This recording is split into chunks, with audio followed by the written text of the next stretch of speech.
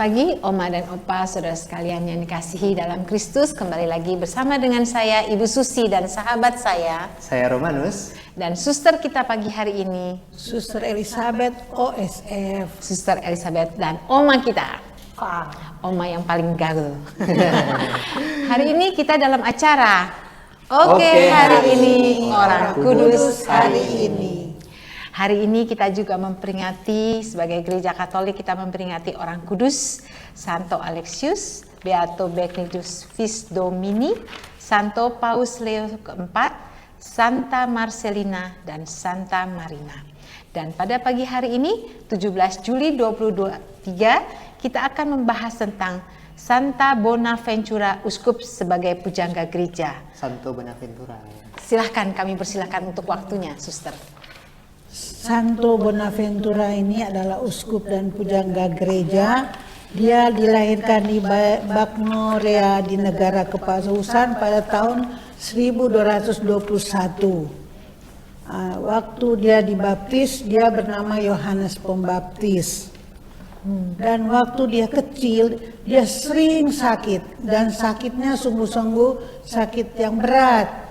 Sudah ke dokter, tapi juga tidak sembuh-sembuh. Akhirnya ibunya membawa dia ke gereja. Di gereja itu ada Santo Fransiskus Assisi sedang berkhotbah. Lalu dia mohon supaya mendoakan dan mohon bantuan supaya anaknya bisa sembuh. Lalu Fransiskus menyanggupi. Dia datang ke rumah itu dan dia doakan, dia berkati anak ini. Nah, sungguh-sungguh sembuh total. Dan Fransiskus itu melihat anak ini ada sesuatu yang indah. Ya. Maka Santo Fransiskus berkata, kata kenabian namanya O Bonaventura, akan datang hal-hal yang terberkati. Maka anak ini diberi nama Bonaventura. Lalu anak ini sudah sehat dan sekolah dia sangat pandai, cerdas dia. Bukan hanya itu, dia juga karena diberkati Tuhan melalui Fransiskus Assisi, dia selain tekun belajar, dia itu sangat mencintai Tuhan Yesus yang tersalib. Dia sering berdoa, kontemplasi. Juga dia itu sangat rajin mengunjungi Bunda Maria. Ini yang dia lakukan sehingga dalam hidupnya ini sungguh-sungguh terjadilah keajaiban bahwa dia sangat lancar dan dia waktu kuliah itu juga banyak dapat inspirasi dari Tuhan. Dia membuat beberapa buku, makanya pada umur masih muda dia juga sudah menjadi dosen. Ya, dia menjadi orang yang sungguh-sungguh terkenal di Universitas Paris. Dia bersama temannya Santo Dominikus. Lalu mereka memiliki guru juga yang lebih besar, yang merangkap teologi, yang tidak hanya mengajarkan tentang otak, tentang kepandaian, tapi juga melatih tentang hati, tentang bagaimana berbuat baik kepada sesama. Nah, karena kerajinannya itu berdoa, dia itu mengalami ekstase. Santo itu dia sedang berdoa, tiba-tiba dia bisa terbang. Itu karena sungguh-sungguh persatuannya dengan Maha Kuasa itu begitu dekat. Sehingga orang yang melihat itu sungguh-sungguh mengagumi Bonaventura ini. Pada umur 18 tahun dia itu sudah mengikuti Santo Fransiskan, ya. Dan dia sudah, karena dia itu selain walaupun masih muda, dia ini imannya sangat kuat, hatinya penuh berkobar-kobar, pandai melayani orang sehingga dia sudah diangkat menjadi pemimpin. pemimpin di suatu biara. Karena memang sungguh-sungguh dia selain dia rajin berdoa, dia rajin kontemplasi, dia ini juga bisa mengatur semua. Dia kalau pemimpin yang pertama namanya Fransiskus Assisi, tapi yang lebih pandai, lebih menonjol ini adalah Bonaventura. Maka disebut dia juga sebagai pendiri yang kedua. Dia bisa mengatur semua kehidupan membiara, hidup doa para pengikut Santo Fransiskus, dan pada waktu itu dia juga mengumumkan supaya tiap jam Angelus itu selalu dimunyikan bel-bel biara. Maka dialah yang mengawali itu doa Angelus, ya. Di mana kalau ada jam 12 itu atau jam 6 itu sudah orang-orang siap untuk berdoa. Kalau Prapaskah ini namanya Ratu Surga, ya. Itulah Santo Bonaventura ini yang sungguh-sungguh terberkati. Dan dia, walaupun dia sangat pandai dan terkenal, dia itu menolak mendapat penghormatan gerejawi. Dia tidak mau mendapat penghormatan dipuji-puji dunia. Tetapi karena ketaatannya, dia tetap menerima tugas menjadi uskup di Albano. Itulah Santo Bonaventura. Wah, menarik sekali ya. Iya, hebat memang. Iya, jadi dari pengalamannya, dari sejak dia kecil pun sudah banyak mukjizat ya. Dari dia disembuhkan oleh Santo Fransiskus, kemudian di usianya juga yang masih tergolong muda juga dia diberikan kepercayaan seperti itu, Suster ya. Wah, menarik sekali. Dan mempersatukan gereja juga ya, Suster. Iya, luar biasa sekali. Dia itu waktu itu ikut konsili, dia bisa berkata-kata dengan penuh Roh Kudus, sehingga kan dulu ada memisahkan diri orang itu, akhirnya Gereja bersatu. Timur sama Ya. Dipersatukan kembali di gereja Roma. Gini, Suster ya. Jadi di zaman itu memang sangat luar biasa sekali pengalaman-pengalaman dari Santo Bonaventura ini. Tapi kalau sekarang nih, Suster, saya ingin bertanya juga, gimana ya kalau untuk zaman sekarang untuk memperoleh kesucian, kemudian kecerdasan dan cemerlangnya itu kalau di zaman yang sekarang ini, Suster? Bagi Allah tidak ada yang mustahil. Apa yang dilakukan oleh Bonaventura, kita juga bisa melaksanakan, yaitu umpama dia menjaga harapan. Dia selalu punya positive thinking. Jadi selalu punya harapan bahwa Tuhan pasti akan menolong kalau kita melaksanakan kehendak Tuhan. Itu bagi Allah tidak ada yang mustahil. Jadi jangan dulu berpikir, oh aku tidak bisa, masa aku bisa. Harus punya semangat, punya harapan. Di saat-saat ini kan kadang anak-anak saya lihat di sekolah, kalau sudah tidak bisa langsung putus asa. Padahal ini sebenarnya motivasi, harapannya selalu harus dikembangkan. Bukan hanya itu, jadi harapannya juga berpikir positif. Jangan mikir banyak yang negatif, karena negatif itu malahan.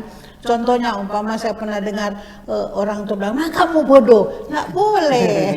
Nah, biar kamu, kan ada kata yang sama, kamu belum pintar. Sebenarnya kan kalau kasarnya bodoh kamu. Tetapi kalau mau halusnya, kamu belum pintar, kamu bisa. Itu kan berpikir positif. Atau kamu harus terus belajar gitu, Suster ya. Nah, kamu harus semangat. Tapi tidak langsung mencap bodoh. Memang kamu tidak bisa gitu kan, mencap kurang bodoh. Dia itu juga tapi dia memang ya tadi dia pendoanya tadi ya. Dia banyak berdoa. Itu memang kunci pertama kalau dia juga mengikuti Bapak Fransiskus. Kalau kita tekun berdoa, bukan panjang-panjangnya waktu, tapi Bonaventura memang juga panjang waktu. Di kesibukan dia terus berdoa. Tapi kan doanya itu berhasil. Dia menjadi orang di Fransiskan, dia paling pandai. Banyak buku yang dia menulis itu. Ya. Sehingga dia pada umur 25 tahun sudah jadi pemimpin, sudah jadi uskup, itu saking karena punya karunia. Jadi anak zaman sekarang pun kita ajak selain berpikir positif, punya harapan itu tetap memberi waktu untuk Tuhan. Pergi ke Bunda Maria. Beri waktu untuk Tuhan, pergi ke Bunda Maria, berpikir positif, dan bagi Allah tak ada yang mustahil. Tidak ada. Luar biasa sekali, terima kasih. Dan ini tambahan dari Oma Fang sebagai kesaksiannya. Ya, untuk saya sih ya, kisah dari Santo Bonaventura itu dalam hidupnya yang penuh dengan tantangan, kita harus menjalani tetap abah dan tekun berdoa. Tidak putus asa ya Oma ya. Berdoa, pasti ada harapan Ya. mendapat jalan yang terang dalam kehidupan kita nanti. Iya.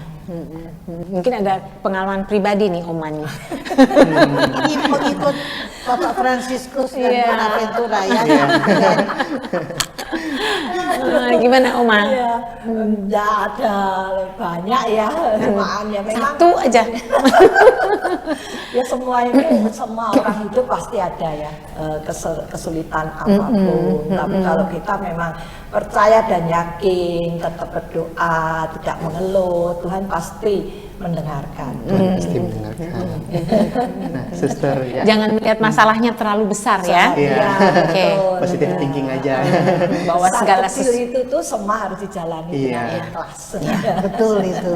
Semua pasti ada jalannya. Nah, suster, terkait berdoa tadi ya, Santo Bonaventura merupakan pendoa yang luar biasa juga.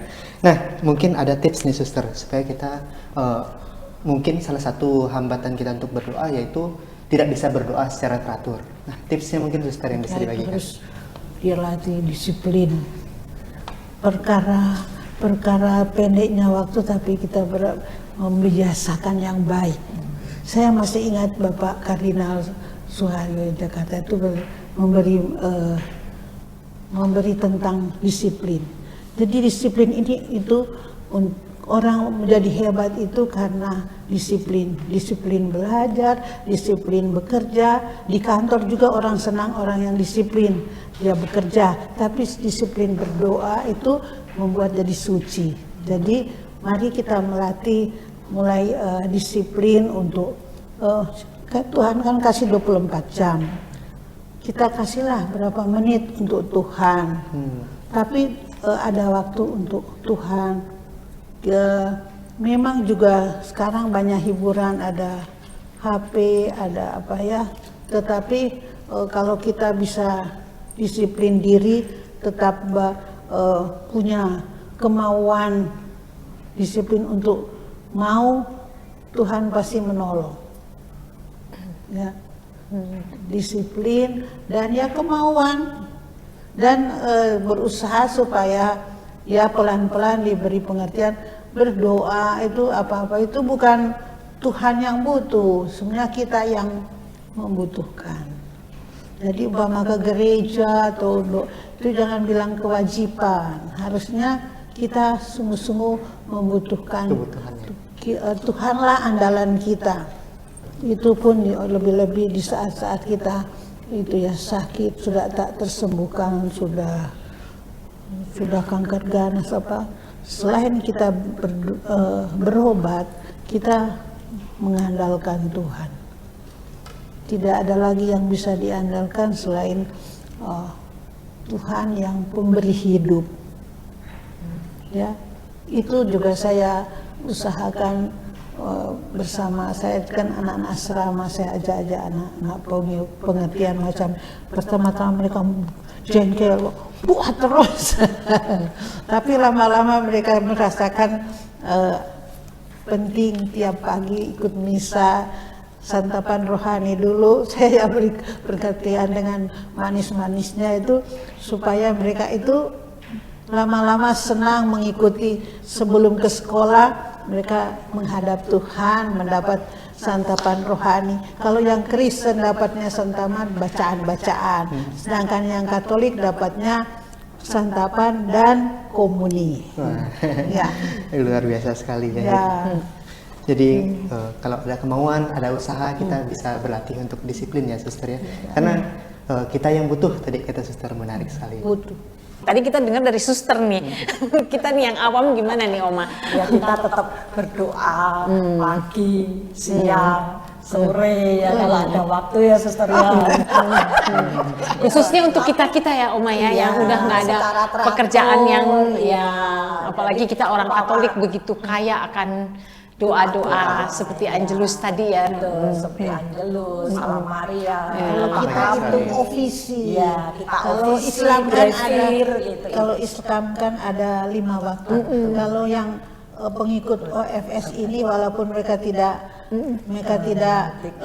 religius, tapi mereka itu sekuler. diberi kewajiban untuk doa ofisi. drive-in, ya itu. Namanya ibadat harian. Harian. Itu ada ibadat hari, ibadat Pagi, bacaan, ibadat sore. pagi, siang, sore, malam itu namanya kompletan. Lima doa juga ya. Ibadat penutup ada juga ya. Iya, Ini ada, luar biasa iya. sekali nih ya. Luar biasa sekali. Saya baru tahu nih. Ya, ada. Tapi itu Iya. bukan hanya kami yang pengikut Karmel yang tidak, mereka juga mereka punya itu. Ya mereka. Sekarang kalau tidak salah di beberapa gereja itu prodiakon juga sudah membawa sudah mengikuti ibadat itu. Namanya bukunya namanya buku ibadat harian. Oh, ada bukunya ya. Ada. Brevier. Oh, oke, yang Ibu Lili juga suka bagikan ya. Ya itu kan di Verbum Veritatis, Verbum. cetakannya penyanyiannya cetakannya Roma Andre itu sudah dibuat satu buku. Kami untuk senang untuk kita harian. kalau di HP sudah di HP Sudah tinggal bunyi ya. tinggal buka itu. Oh ini ibadat sore. Cuma kalau kita sendirian tuh mungkin ya untuk nyanyinya itu sulit. Nggak usah nyanyi, dibuka-buka Iya, aja. baca aja. Tapi kalau kita bareng-bareng ya ofisi pakai nyanyian. Jadi di buku Verbum Veritatis itu Ada, lengkap ya? iya, lengkap. Wah, silahkan. Ya silakan bisa Silakan itu. cari ya. Jadi kita nggak perlu bawa buku ibadat harian yang tebel, tapi Romo Andre sudah menyatukan di dalam buku apa seperti ruah gitu, sabda Allah itu semua komplit. Ya. Oh, buku Verbum Veritatis yang karya Dominika nih ya? Iya, yang Dominika. tidak Ada, ada. iya. Mungkin kita bisa umumkan untuk para Iya, pemirsa. betul. Lebih enak Ya, itu. Jadi karena kita kan sudah urutan. Kalau yang nggak biasa gitu kan sulit mencari, Iya, betul. belajar. Harus pindah sana, halaman Pindah ini, sana pindah sini. sini. Tapi dengan adanya Romo Andre ini, wah luar biasa. Dengan adanya- Banyak yang kepingin dia punya buku itu. Ya, mungkin karena umat kita juga banyak yang belum tahu ya. Ya, juga lansia juga kan Iya. aku suruh belajar lagi gitu kan. Ibadat harian berarti itu lengkap sama tanggal-tanggalnya, harinya juga ya. betul. Untuk harian. Harian. Ya, nanti tinggal buka aja ini apa hari permulaannya, hari apa itu ada semua di Verbum Veritatis. Verbum Veritatis. Luar biasa ya. Kita sebagai orang Katolik sungguh berbangga. Iya. Begitu banyak kegiatan-kegiatan yang bisa kita ikutin. Mungkin kalau kayak kita masih kerja, mungkin yang pagi kita nggak bisa, masih urus masak. Ini kita bisa ikut yang siang ya. Itu luar Banyak biasa sekali. kesempatan Banyak sebenarnya. kesempatan. Sampai 5 kali dikasih kesempatan. Juga Hanya untuk yang ringan-ringan, Iya. di Salam Maria kita bisa sambil masak. Betul, Ya, betul, Iya. betul sekali. Terus kali hanya kembali lagi ada kemauan atau tidak kata Iya. suster tadi. Ketekunan. Ketekunan juga. Iya, betul. Peraturan Ya. harus memanage diri. Iya, manajemen. Baik, terima kasih. Ya, mungkin sudah cukup jelas sekali ya, dan juga pengalaman tadi dari Om Afang juga seru sekali. Sama suster. Sama suster juga. Baik, mungkin usai sudah juga pertemuan kita pada hari ini, dan kita mohon suster untuk membawa dalam doa. Dalam nama Bapa dan Putra dan Roh Kudus. Amin. Ya Tuhan yang Maha Baik, kami bersyukur kami dapat mendalami Santo Bonaventura, seorang yang sungguh terberkati, yang sangat mencintai Tuhan dengan tekun berdoa, sehingga dia mendapat banyak berkat karena kebaikannya. Tolonglah kami Tuhan supaya kami dapat meniru teladan Bonaventura yang tekun berdoa dan selalu berbuat baik. Semua ini kami mohon dengan perantaraan Kristus Tuhan kami. Amin. Kemuliaan kepada Bapa dan Putra dan Roh Kudus, Seperti pada permulaan, sekarang, selalu, dan sepanjang segala abad. Amin. Santo Bonaventura, doakanlah kami dalam nama Bapa dan Putra dan Roh Kudus. Amin. Terima kasih untuk Suster dan juga Oma Fang ya yang sudah hadir di tengah kita. Dan untuk pemirsa di rumah, jangan lupa untuk klik like, komen, dan subscribe ya, dan juga share video ini jika pemirsa merasa video ini bermanfaat.